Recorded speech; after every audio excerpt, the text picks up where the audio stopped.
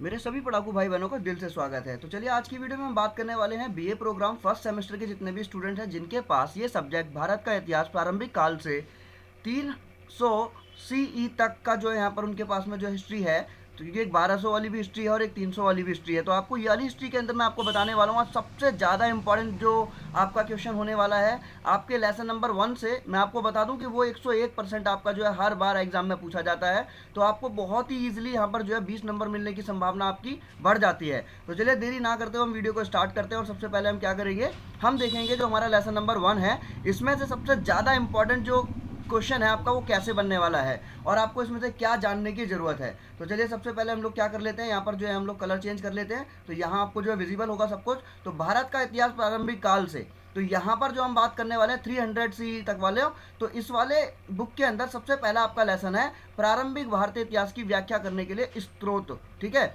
अब स्त्रोत का मतलब क्या है, सोर्स।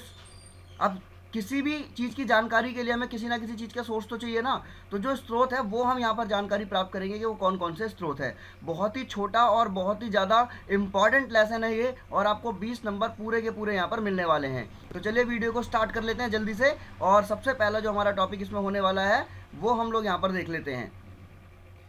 तो जैसा कि हमारा इस लेसन के अंदर स्टार्टिंग जो हमारी होगी वो इससे होगी। देखो प्राचीन भारतीय इतिहास के स्रोत कौन कौन से हैं, सबसे पहले हम इसका इंट्रोडक्शन देखेंगे। तो ये बोला गया है कि जो भारत के अतीत की जानकारी, अतीत का मतलब क्या है, पास्ट, कि भारत के पास्ट की जानकारी भी, अगर आपको बीता हुआ कल अगर कहीं से भी अगर आपको कलेक्ट करना है, बीते हुए कल की अगर आपको जानकारी लेनी है, तो कहीं ना कहीं आपको जो है स्रोत इकट्ठे करने होंगे। तो साहित्यिक और पुरातात्विक स्रोतों से इकट्ठी की जा सकती है। कहने का मतलब है कि भारत के अतीत की जानकारी, जो बीता हुआ समय है उसकी जानकारी प्राप्त करनी है तो साहित्यिक और पुरातात्विक स्रोतों से इकट्ठी की जा सकती है। और ये भी देखा गया है कि हमारे पास कोई भी ऐतिहासिक इतिवृत्त यानी कि घटनाओं का कोई भी जो है क्रमानुसार ब्यौरा या कोई तारीख यहाँ पर नहीं है, परंतु इसका अर्थ ये नहीं है कि भारतीयों में इतिहास बोध का अभाव था, यानी कि उनके पास में इतिहास को बोध करने का कोई भी वो कॉन्सेप्ट नहीं था, बल्कि वे उन्हीं चीज़ों का ब्यौरा सजेस्ते थे जिन्हें वे काफ़ी महत्वपूर्ण मानते थे। तो कहने का मतलब ये भैया वो चूरन नहीं थे, वो लोग जो है सारी चीज़ें कलेक्ट करने की बजाय सिर्फ वही चीज़ों का ब्यौरा और जो है तारीखें जो है नोट डाउन करते थे जो बहुत ज़्यादा इंपॉर्टेंट होती थी। तो राजनीतिक घटनाक्रमों का कोई भी क्रमिक और व्यवस्थित संगठन और संकलन नहीं मिला है। किसी लिखित ब्यौरे के अभाव में प्राचीन भारतीय इतिहास की जानकारी के लिए हम क्या करेंगे, अगर हमारे को पता चलना है कि भाई हमारे को किसी भी जो है प्राचीन भारतीय इतिहास की जानकारी प्राप्त करनी है, तो हम जानकारी प्राप्त कहाँ से करेंगे, तो उसके लिए यहाँ पर देखिए शिलालेख मिलेंगे, आपको सिक्के मिलेंगे, स्मारक मिलेंगे और बहुत सारे अवशेष मिलेंगे। इन सभी चीज़ों पर हम लोग निर्भर रहते हैं जिससे कि हम बीते हुए समय यानी कि पास्ट की जानकारी को प्राप्त कर सकेंगे। ठीक है, तो यहाँ पर आपको क्लियर हो गया होगा। अब हम आगे चलते हैं, तो यहाँ पर नॉर्मली आपको देखो चीज़ें समझ में आ जाएगी। आपको टॉपिक याद रखने हैं, बस आपको पॉइंट टू पॉइंट याद रखना है और उसके अंदर तो आप आराम से लिख लोगे। उपलब्ध साहित्य को दो भागों में बांटा जा सकता है। जो भी साहित्य यहाँ पर बताए गए हैं दो भागों में, पहला क्या है देशज है और दूसरा क्या है विदेशी यात्रियों द्वारा लिखित है, तो उसको हम विदेशी साहित्य बोलेंगे। तो ये दो भाग हो गए। ठीक है, अब इसके अंदर देशज साहित्य के अंदर भी दो भाग हैं, कौन कौन से हैं, पहला है धार्मिक और दूसरा धर्मेतर साहित्य।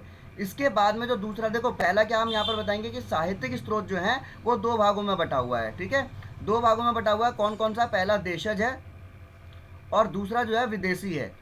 अब जो देशज है, देशज को भी दो भागों में बांटा गया है, पहला कौन सा है, धार्मिक है और दूसरा कौन सा है, धर्मेतर है। ठीक है, तो इस तरीके से आपको यहाँ पर समझा दिया है। अब आगे हम चलते हैं। सबसे पहले तो पहला जो हमारा धार्मिक ग्रंथ आता है, तो देखो अधिकतर प्राचीन भारतीय साहित्य धार्मिक प्रवृत्ति के हैं। जितने भी अगर हम बात करें साहित्य, वो सबके सब धर्म से जुड़े हुए हैं, जिन्हें अतीत को सहेजने के दृष्टिकोण से नहीं लिखा गया, बल्कि सामाजिक धार्मिक ग्रंथों को ब्राह्मण, बौद्ध, जैन इन साहित्यों में वर्गीकृत किया जा सकता है। इसलिए नहीं इनको लिखा गया था कि सामाजिक जो क्या कहते हैं अतीत को सहेजना है, कि मतलब जो बीता हुआ समय है, बल्कि इन्हों को इसलिए लिखा गया था क्योंकि ये जो है ग्रंथ हैं ब्राह्मण, बौद्ध और जैन साहित्यों के अंतर्गत। अब सबसे पहला आता है ब्राह्मण साहित्य। तो इसमें भी आपको क्या है, ज़्यादा कुछ जानना नहीं है। मैंने आपको क्या बताया, सबसे पहले आपको ये समझना है कि जो भारतीय इतिहास के अंदर जितनी भी चीज़ें कलेक्ट की जा रही है उनका जो ब्यौरा इकट्ठा किया जा रहा है वो कैसे किया जा रहा है। तो जैसा कि अभी मैंने आपको ऊपर बताया था ना कि जो है सबसे पहले साहित्य स्रोत दो भागों में बटे हुए, कौन कौन से, देशज और विदेशी। उसके बाद में देशज को भी दो भागों में बांट दिया, कौन कौन से में बांट दिया, धार्मिक और धर्मेतर। अब उसके बाद में क्या करना है, आपको एक्सप्लेन करना है। तो पहले आपको बताना है धार्मिक साहित्य, धार्मिक ग्रंथ। धार्मिक ग्रंथ में भी क्या बोला गया कि जो इनको इकट्ठा किया गया था, नहीं लिखा गया था धार्मिक ग्रंथ को, तो वो इसलिए नहीं लिखा गया था कि बीता हुआ समय जो है वो इकट्ठा करके रखेंगे, सहेज के रखेंगे, नहीं, बल्कि ये इसलिए लिखे गए थे क्योंकि ये सामाजिक धार्मिक ग्रंथ हैं जो कि ब्राह्मण, बौद्ध, जैन साहित्यों के अंदर बटे हुए हैं। सबसे पहला ब्राह्मण साहित्य आता है जिसमें 4 वेदों का जो है वर्णन किया गया है। ऋग्वेद, सामवेद, यजुर्वेद, अर्थवेद, ब्राह्मण, है ना, ये सारे के सारे जो है वेदों की यहाँ पर बात की गई है, जिसमें 2 बड़े बड़े संस्कृत महाकाव्य जैसे रामायण और महाभारत की इसके अंदर जो है रचना की गई है। ठीक है, ये भी सब जो है किसमें आते हैं, ये सब जो है ब्राह्मण साहित्य के अंतर्गत आते हैं। यहाँ तक समझ में आ रहा है? तो आपको इतना समझना है हल्का सा, बाकी तो आपको जहाँ पर ज़्यादा चीज़ें समझने की जरूरत है भी नहीं, बस आपको ये पॉइंट समझ में आ गया इतना आपको तो काफ़ी है। उसके बाद अगर हम बात करेंगे यहाँ पर, तो दूसरा जो हमारा पॉइंट निकल कर आएगा, तो दूसरा पॉइंट देख लेते हैं, वो है आपका बौद्ध साहित्य। अब बौद्ध साहित्य क्या है, तो बौद्ध और जैन साहित्य जो है इतिहास के प्रमुख स्रोत माने जाते हैं, क्योंकि व्यक्तियों और घटनाओं का जो हवाला देते हैं। पाली में लिखित आरंभिक बौद्ध साहित्य को आमतौर पर 2 भागों में बांटा गया। अब इसको भी आप याद रखेंगे कि जो बौद्ध साहित्य है इसको भी 2 भागों में बांटा गया है। कौन कौन से? पहला कौन सा है आपका, ये 11th और 12th क्लास में आपने पढ़ा होगा, वाहिक और अवाहिक। ठीक है, ये आपने पढ़े होंगे दोनों। अब इसके अंदर जो पाली त्रिपिटक जो है, इन 3 पुस्तकों की बात की गई है। कौन कौन से? विनय पिटक, सुत पिटक और अभिधम पिटक। ठीक है, तो ये भी आपने 12th क्लास के अंदर पढ़ा होगा, तो बहुत इजी है आपके लिए। बस आपको ये 4-5 लाइनें अपनी याद रखनी है, जिससे कि आप पॉइंट को अच्छी तरीके से एक्सप्लेन कर सकें। यहाँ तक आपको समझ में आ गया है? अभी क्योंकि हमारे पास समय कम है तो हमें ज़्यादा समझाने की जरूरत है भी नहीं, आप इतना समझ रहे हो। उसके बाद में आता है जैन साहित्य। तो भैया जैन साहित्य की बात करें तो पवित्र जैन ग्रंथ तथा सिद्धांत जो है वो आगम प्राचीन इतिहास के अध्ययन के लिए अपार मूल्यवान है। अगर हम बात करें कि प्राचीन इतिहास का अध्ययन अगर आपको करना है बीते हुए समय में, तो आप क्या करोगे, आप जो है जैन ग्रंथ को पढ़ लीजिए, जिसके अंदर बताया गया कि ये बहुत मूल्यवान है, आपको सारा का सारा ज्ञान यहीं से मिल जाएगा। माना जाता है कि इन्हें अंतिम बार 5वीं या 6ठी शताब्दी में गुजरात के वल्लभी में संकलित किया गया है। कि जो जैन साहित्य है इसको जो है अंतिम बार कब संकलित किया गया था? 5वीं व 6ठी शताब्दी के अंदर गुजरात के वल्लभी के अंदर।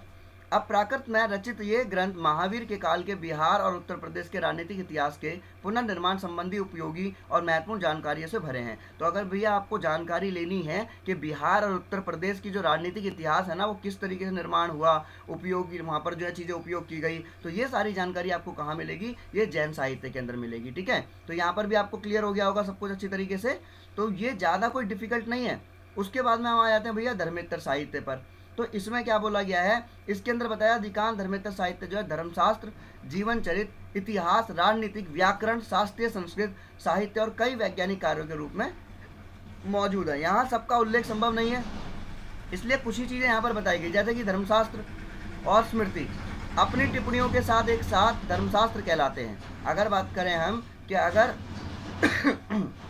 धर्मशास्त्र और स्मृति अपनी टिप्पणियों के साथ में एक धर्मशास्त्र कहलाते हैं, वे व्यक्तिगत, नागरिक, आपराधिक कानून के अलावा सामाजिक व्यवहार के नियमों की किताबें हैं। ठीक है, तो इसके अंदर उस चीज़ का वर्णन यहाँ पर किया गया है। तो बस आपको मैंने क्या बताया कि समय बहुत कम है, इसको देखते हुए, समय की नज़ाकत को देखते हुए आपको सिर्फ क्या करना है, इस वीडियो के अंदर सिर्फ आपको जो मैं मेन पॉइंट बता रहा हूँ वो टॉपिक आप जो है ये मेन जो यहाँ पर दिखाए गए हैं, ठीक है, ये हाईलाइट जो रखे हैं इनको याद रखिए और इनके अंदर की 2-2, 3-3, 4-4 लाइनें याद रखिए। बाकी तो आप वहाँ पे एग्जाम में खुद ही बना लेंगे और जो भी आपने 12th में पढ़ा है उसके बिहाफ पर आप थोड़ा बहुत इसमें ऐड करके अपने नंबर ले सकते हैं।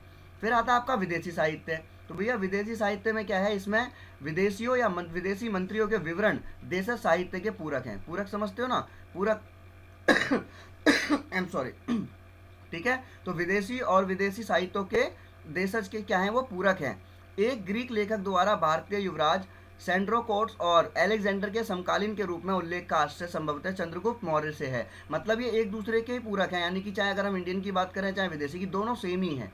ठीक है, जिसने प्राचीन ऐतिहासिक कालक्रम निर्धारण में महत्वपूर्ण भूमिका अदा की है। तो यहाँ पर आपको किसके बारे में पता चला है, विदेशी साहित्य के बारे में। तो इसमें भी आपको कुछ ज़्यादा जानकारी की जरूरत है नहीं, इतना आप जो है नॉर्मली मोटा मोटा समझ लीजिए विदेशी साहित्य क्या है।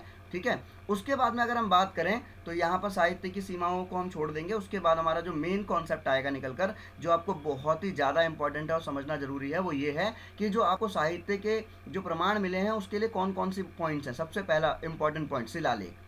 तो शिलालेख प्राचीन इतिहास संबंधित हमारे ज्ञान का सबसे विश्वसनीय स्रोत रहा है। शिलालेखों के अध्ययन को पुरालेख शास्त्र भी कहा जाता है। पत्थर के टुकड़ों, खंभों, चट्टानों, तांबे की प्लेटों, इमारतों की दीवारों इत्यादि पर उत्कीर्ण किए गए शिलालेख न तो आसानी से जल्दी खराब होते हैं और ना ही इतनी आसानी से उनके साथ छेड़छाड़ किया जा सकता है। अब शिलालेख का मतलब क्या है? शिलालेख का मतलब यही है ना कि जितनी बड़ी बड़ी चट्टानें हैं, सब कुछ है, उस पर जो भी लिखा गया है ना, अधिकांश शिलालेख स्मरण किसी भी याद में समर्पण भाव या दान से संबंधित है। शिलालेख कुछ खासा निजी सार्वजनिक घटनाओं का स्मरण दिलाते हैं अथवा कुछ इमारतें या छवियों को समर्पित है, भूमि अनुदान की गवाही देते हैं। तो ये सब की चीज़ें क्या आती हैं? ये सारी शिलालेख में आती है। तो यहाँ पर आपको बिल्कुल क्लियर हो गया शिलालेख क्या है ना।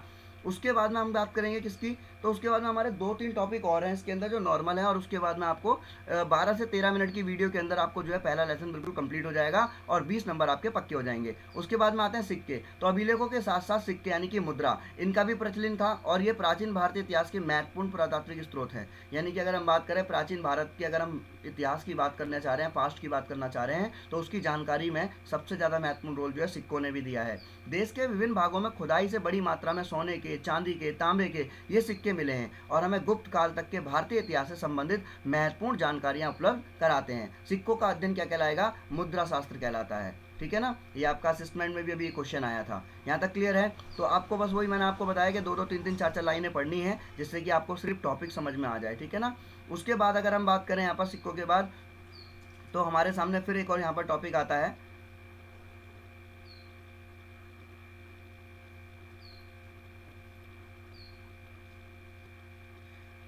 हाँ जी, फिर अब हमारा टॉपिक आता है अवशेष एवं स्मारक। देखो, अभिलेखों और सिक्कों के अतिरिक्त भी भवन, मृदभांड, पत्थर की मूर्तियाँ इत्यादि यहाँ पर जो है मौजूद हैं। कि अभिलेख भी मिले, सिक्के भी मिले, उसके अतिरिक्त बहुत सारी चीज़ें ऐसी थी जो अलग अलग जगहों पर, जैसे भवन थे, मृदभांड यानी कि बर्तन जितने भी हो गए ना, बर्तन, यूटेंसिल्स, पत्थर की मूर्तियाँ इत्यादि, ये सब चीज़ यहाँ पर हमारे को है भारतीय इतिहास कला के विकास की जानकारी देते हैं। ठीक है, तो यहाँ पर आपको कोई जो है यहाँ पर दो राय नहीं है कि आपको समझ में नहीं आ रहा होगा, क्योंकि बहुत इजी टॉपिक है और आराम से आपके इसमें 20 नंबर बन सकते हैं, क्योंकि आपको सिर्फ टॉपिक याद रखने हैं। कोई भी क्वेश्चन की यहाँ पर टेंशन लेनी नहीं है कि क्वेश्चन किस तरीके से आएगा। अगर भारतीय इतिहास के स्रोतों की जानकारी या प्राप्त ऐसे करके कोई भी क्वेश्चन आता है ना, तो आपको सिर्फ यही टॉपिक आपको वहाँ पर लिख देने हैं। ठीक है, ये इतना सब कुछ आपको नॉर्मली आपको 20 नंबर दिला देगा। फिर अन्य अवशेष में अगर हम बात करें तो बहुत जगहों पर जो अलग अलग चीज़ें, जैसे कि देवी देवताओं की मूर्तियाँ हैं, ठीक है, वहाँ पर अलग अलग भारतीय भाषाओं में लिपित जो है पांडुलिपियाँ प्राप्त हुई हैं। तो ये सारी की सारी चीज़ें इसके अंदर जो है एक महत्वपूर्ण योगदान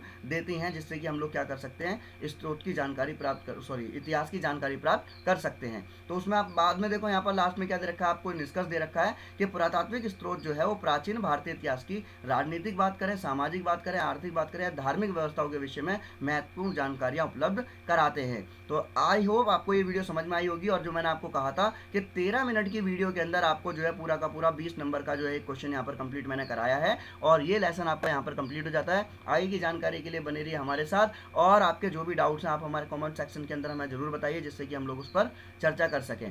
तो आई होप आप लोगों को वीडियो अच्छी लगी होगी। Thanks for watching.